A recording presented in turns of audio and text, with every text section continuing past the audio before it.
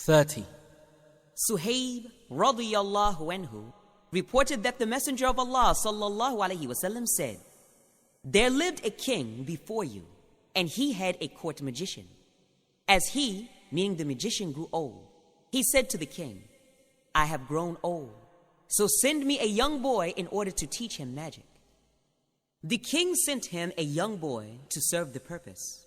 And on his way to the magician, the young boy met a monk, to whom he listened to and liked it. It became his habit that on his way to the magician, he would meet the monk and sit there and would come to the magician late. The magician used to beat him because of this delay. He complained about this to the monk, who said to him, 'When you feel afraid of the magician, say, members of my family detained me. And when you fear your family, say, the magician detained me.' It so happened that there came a huge beast, and it blocked the way of the people.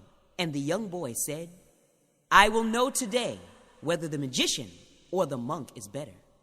He picked up a stone and said, 'O Allah, if the way of the monk is dearer to you than the way of the magician, bring about the death to the animal so that the people be able to move about freely.'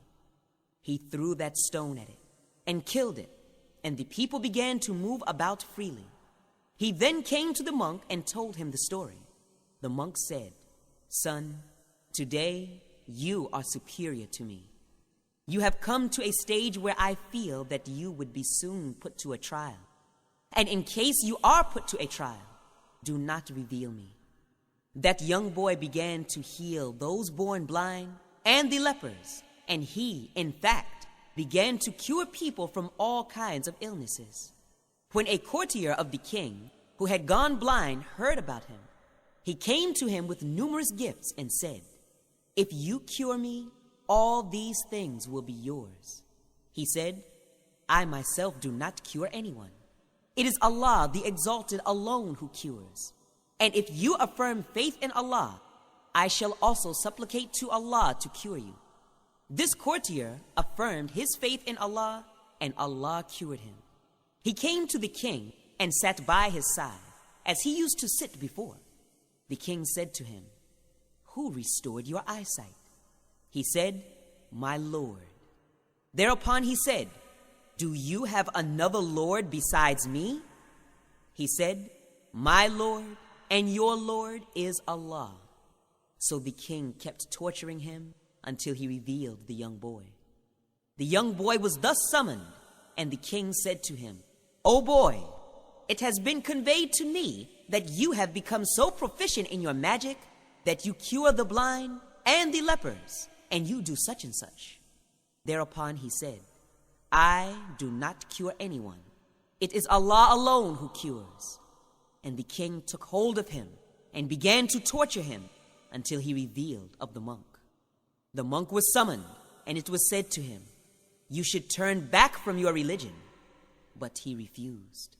The king sent for a saw, placed it in the middle of his head, and cut him into 2 parts that fell down.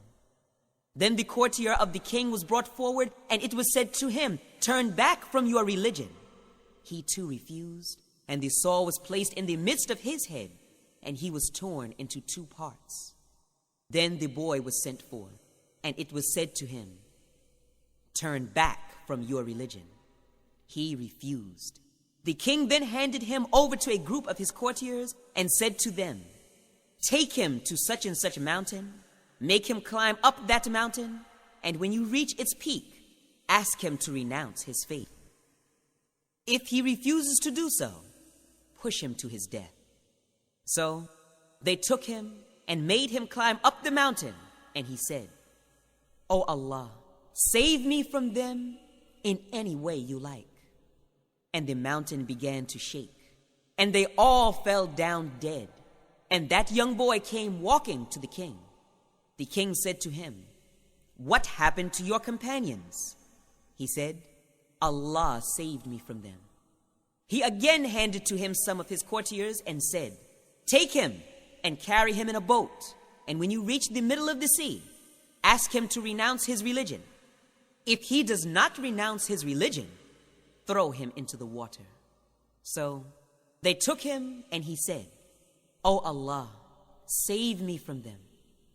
The boat turned upside down and they all drowned except the young boy who came walking to the king. The king said to him, "What happened to your companions?" He said, "Allah has saved me from them." And he said to the king, "You cannot kill me until you do what I command you to do." The king asked, "What is that?" He said, "Gather all people in one place and tie me up to the trunk of a tree. Then take an arrow from my quiver and say, 'With the name of Allah, the Lord of the boy,' then shoot me. If you do that, you will be able to kill me." The king called the people in an open field and tied the young boy to the trunk of a tree.